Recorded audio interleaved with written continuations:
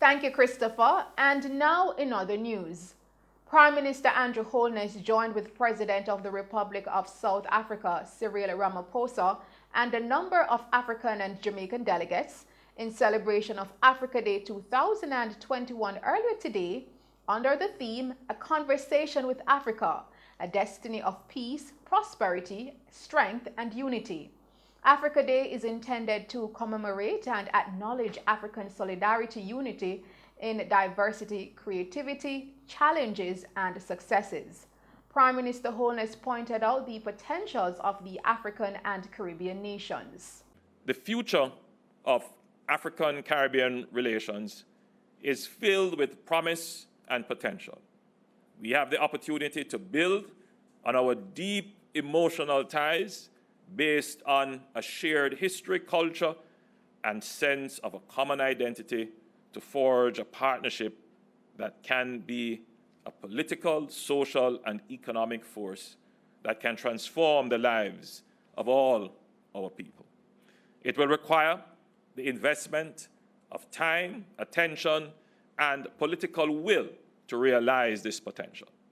Let us unite behind a vision and roadmap towards global African unity, which elevates the African people and the people of African descent to the highest levels of greatness and possibilities. Let us recommit to the mission of Garvey, Mandela, and Nkrumah to manifest a united Africa and Africans as a great force for good in the world. President Ramaphosa reflected on the history of the African Organizations of Unity.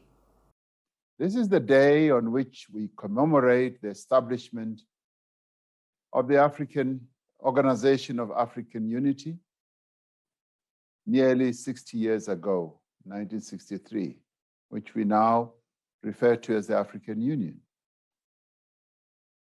The world was a vastly different place back then when the OAU was established. Jamaica had just gained independence the year before, joining a wave of movements that were sweeping across much of the global South. The people of South Africa were still suffering under a very cruel, racist regime. And it would be a full 58 years before we attained our freedom.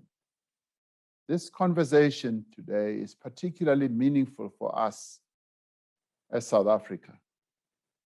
We remember with the deepest of humility and gratitude the invaluable support from Jamaica. Jamaica gave our struggle a real big boost of support. Jamaica was one of the first countries to impose a trade embargo on apartheid South Africa and supported successive UN resolutions aimed at the elimination of apartheid. He also reflected on those who championed the early call for unity. The great luminaries and thinkers of the Caribbean were at the heart of the Pan-Africanist movement that inspired our own liberation struggle. I speak here of CLR James and Henry Sylvester Williams of Trinidad, Frantz Fanon of Martinique, Walter Rodney of Guyana, and Marcus Mosiah Garvey of Jamaica, among others. I also speak here of General Toussaint Louverture, who was the leader of the Haitian Revolution. I speak also of Robert Nesta Marley, one of Jamaica's most famous sons, whose music didn't define just one generation, but continues to provide hope and inspiration to people around the world even today. It was these sons and daughters of Africa whose ideas, proclamations, and actions contributed so much to the drive for African unity, independence, and self-reliance. And Minister of Foreign Affairs and Foreign Trade, Senator Kamina Johnson-Smith, in her contribution to Africa Day, says that the bond between Jamaica and Africa is a strong one. Happy Africa Day. It is an absolute pleasure to be here with brothers and sisters to acknowledge the successes of African integration. We laud the work of the African Union, which has led to notable achievements in fostering greater unity between countries and their people, peace, security, and stability on the continent, and promoting sustainable development at the economic, social, and cultural levels. Today's conversation with Africa takes place during the International Decade for the People of African Descent.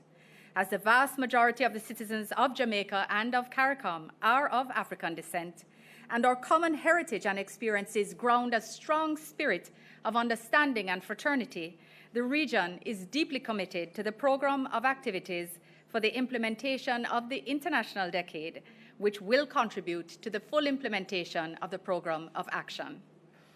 Planned visits for 2020 were sadly postponed, but will undoubtedly be revisited when travel normalizes. Excellencies, the bonds between South Africa and Jamaica are strong and continue to manifest in friendship and solidarity, as we remain focused on forging even stronger strategic, economic, cultural, and political cooperation between our people. Meanwhile, Minister of Culture, Gender, Entertainment and Sport, Olivia Babsy-Grange, says this event ends in a renewed sense of purpose and a resolve to secure reparation for our people.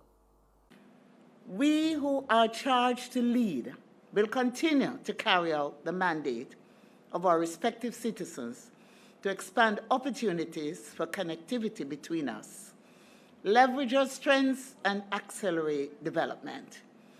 We commit to maintaining activism and action which will honor the sacrifice of those who fought, suffered, and died.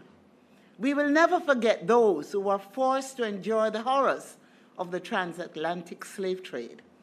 We remember those who martyred themselves on the journey in protest and those who never reached our shores, like the hundreds we commemorate who were thrown overboard for convenience in one of the greatest travesties, the Zong Massacre.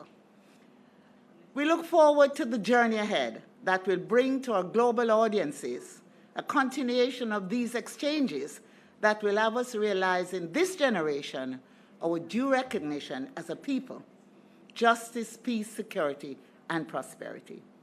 We close this session today with a renewed sense of purpose and resolve to secure reparation for our people, achieve African unity, pragmatic Pan-Africanism, and one love. And finally, in the news tonight, in an effort to reduce the congestion within the vicinity of the Halfway Tree Transport Center, the Transport Authority of Jamaica will be making changes to the operations of several rural stage carriage buses within the corporate area starting today, Tuesday, May 25. In a statement released today, the Transport Authority said that the move is expected to also improve the efficiency of the rural stage carriage buses and afford commuters improved comfort and security. The 8 routes expected to be impacted by the changes are Kingston to Guanaboa Vale, Kingston to Linstead, Kingston to Longville Park, Kingston to New Harbour Village, Kingston to Whitewater Meadows, Kingston to Point Hill, Longville Park to Pepine, and Old Harbour Bay to Pepine. The Transport Authority further added that in an effort to accommodate the changes proposed, the Jamaica Urban Transit Company, the JUTC, will be making changes to its operations within the transport center. This will include adjustments to the routes and the buses that operate within the lower level of the center to facilitate rural stage carriage operations entering the transport center from the lower level on Eastwood Park Road to see passengers. Managing Director of the Transport Authority, Mr. Willard Hilton, announced that the pilot project, which was scheduled to launch today, will continue until the end of June, when it will be assessed by the stakeholders to ascertain its continuity and any necessary modifications. And the corporate communications manager at the JUTC, Cecil Toms, says the bus company has made adjustments to its operations to facilitate the pilot project. He said, quote, "Our technical and operations teams have had a series of meetings with the Transport Authority to ensure a seamless process come May 25, end quote." And that's our news package for you tonight. Thank you for tuning into Mello TV Evening News at 8. I am Tamara McHale. Stay safe and pleasant viewing.